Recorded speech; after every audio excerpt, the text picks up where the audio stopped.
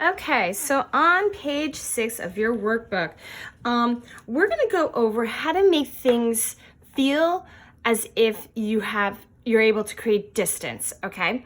So not everything in art needs to be flat, okay? Meaning that when you draw, you need to have like a 3D-ness to it, okay? It should look like it's going back. Now, having flat tends to be something that we do when we're younger. We haven't learned all these techniques, okay? As we get older, you wanna push your artwork a little bit more so it looks like it's, it's got space. So we're gonna go over a couple of things and then you're gonna put it together in a little piece of drawing over here of a couple of things that we have in here, okay? All right, so perspective is an art technique for creating an illusion of 3D or 3-dimension, okay? So depth and space. On a 2D, which means flat surface, perspective is what makes your drawing seem to have form, distance, and look real, okay?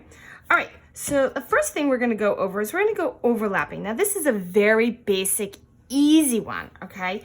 Now a lot of times, best example here is the grapes, okay? So a lot of times when I get people who draw grapes, they think that grapes need to line up. Now, I don't know about you. I have never been to ShopRite and seen grapes that look like this, okay? So this is a no-go. When you look at things, they should overlap. So for example, to make them look like they're more, they've got more depth, that things are on top of each other. You gotta kind of make them look like they're over each other. And notice them, they kind of look like they're, actually I have a couple pennies right here, which is actually a great example, okay? See how these are right here? I'm gonna pull them up, okay? See how they're overlapped? That's what you wanna kind of do, okay? Is overlap them. Don't put them next to each other.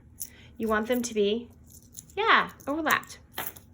Now, how can you do this in your artwork? Well, you can put trees. Trees can overlap. If you're doing a landscape, let's say you wanted grass on there. Put some grass over the actual base of a tree. Why not? Put little details. They can touch people. When you have drawings, a lot of times we draw and we have one thing here, one thing here, one thing here, and you're like, I showed a depth. Well, let them breathe, let them touch each other, okay? All right, size. Size is a huge thing, okay? So notice that if two objects are the same size, the one farther away will seem smaller. All right, so let me show you how this works. All right, so if we have something that's huge here, okay, and we know as they get further and further, they get smaller and smaller, correct? Yes, all right. Now, if I took this ball, okay, and I moved it back, it would get smaller and smaller. So let's say I do get smaller and smaller, and I'm gonna get really big back here, okay? Well, let's put a horizon line back here, I don't know. So we know that, all right? Just based on this drawing, based on this knowledge, okay, believe it or not, this ball all the way in the back, okay, we know that things farther away should get smaller, is actually bigger than this ball, okay? So if I took this and I rolled it all the way up here, I kept rolling and rolling and rolling, it would probably get bigger and bigger and bigger and bigger than all of these. You're like, no, yep. The ones further and further would be even smaller and smaller to a speck, okay? So if you wanna make something look like it's going farther and farther, you wanna make sure they get smaller and smaller, unless that object is huge, okay? All right. Shading. Now, I know that you haven't gone over a lot of shading yet, okay, but you will, all right? And shading things actually makes things look 3D. So we're gonna do a couple little shading, and I know if you don't get it perfect, it's okay. So first thing I wanna do is we're gonna go over circle, and then I'll do a little rectangle. Like, ready? So we're gonna take that, put those lines in like this. We're gonna make a cube. Straight down, straight down. Oops, that's a little crooked. It's okay. So shading is this idea that it goes dark and it gets lighter, okay? Dark gets lighter. Dark and gets lighter, okay? I tend to use my finger a little bit to kind of blend them out so it doesn't necessarily look stiff, all right?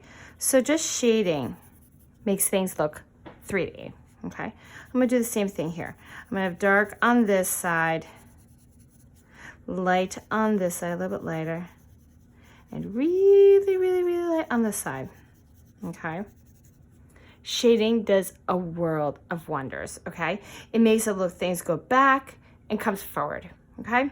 So shading gives an object a sense of volume. By the way, it doesn't hurt if you have a shadow under it. Now that really makes it good. Okay, on to placement. All right, it says placement in relation to the horizon line. Okay, objects below your eye look farther away if higher on the page. Okay, so the horizon line. Let's put that back here, okay? This is objects below your eye level, so that tends to be where the horizon line is, okay? Look farther and away and closer on, higher on the page. So let's go back to our, let's change this up. Let's make it a tree. I know you're like, that is a weird tree. It is a weird tree. There we go. So closer up tends to be lower, okay? As we get closer to our horizon line, same with the size, gets smaller, closer, closer, closer to the horizon line. Now, you're probably asking me, what about mountains? Yeah, they stay close to the bottom too, okay? You're not gonna have huge ones all the way up unless you're drawing the Rocky Mountains. I don't know, okay? So that's how it kind of works. Even, all right, just to let you know, if you have a low horizon, I'm gonna do this one here. I'm gonna put the horizon here, okay? Same thing. Bigger as it gets closer to the horizon, smaller and closer to the horizon line, okay? So no matter which way you're going, as the further back, it gets closer and closer to there, okay? Oh, last two, getting exciting. Okay, value and focus. Now this has to do with all about being able to see how clearly things are, okay? It says atmospheric perspective. So you ever looked outside and you kind of see like things far off look a little bit bluish, like a little bit fuzzy, kind of like, ooh, maybe I need to get my eyesight checked? No, it's just because it's very far away. All right, it says draw faraway objects more lightly, use more faded colors and less detail. Okay, so let's say we have, let's put our horizon line. All right, let's put these trees. All right, so we're gonna make this, I love my little evergreens, okay? The brighter colors, the more details tend to be up front. As we kind of get a little bit further back, the actual color gets lighter and lighter, okay? Until you can barely see what's going on, okay? So that's how it shows that it will get further. It's just how much pressure, how much details, lots of details. We can see all the lines. This one's starting to get a little bit harder to see. You're not gonna be able to see any birds in this tree, sorry. And this one, you're lucky you can just see the outline, all right? Last one, whoosh, all right? Now, this one, you probably might not go over this year, but next year you will definitely, but I wanted to kind of like give you an idea of this, okay? Linear perspective. Linear perspective are lines that appear to converge, that basically meet, as they go off into the distance. Into the distance, meeting at a vanishing point on the horizon line. Okay, so what is this actually saying? This is that illusion that when you look at something, everything meets in one spot, okay? So for example, horizon line, I'm gonna go up here. You make a box, okay? And things go back to one spot, okay? I'm gonna cut that one off, and just erase a little bit of these lines, okay?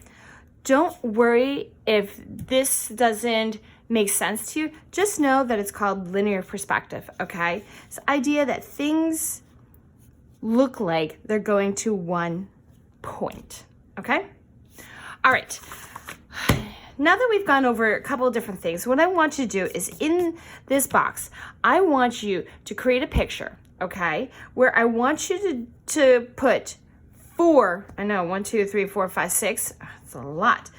4 of these things into play in here. And I don't care what you create in here, but you are going to be doing 4 of these examples, okay? And that's really it. And then once you're done with this drawing, you don't have to color it in or anything else unless for some reason you're like, I need to do that. That's absolutely fine. Okay, that's it.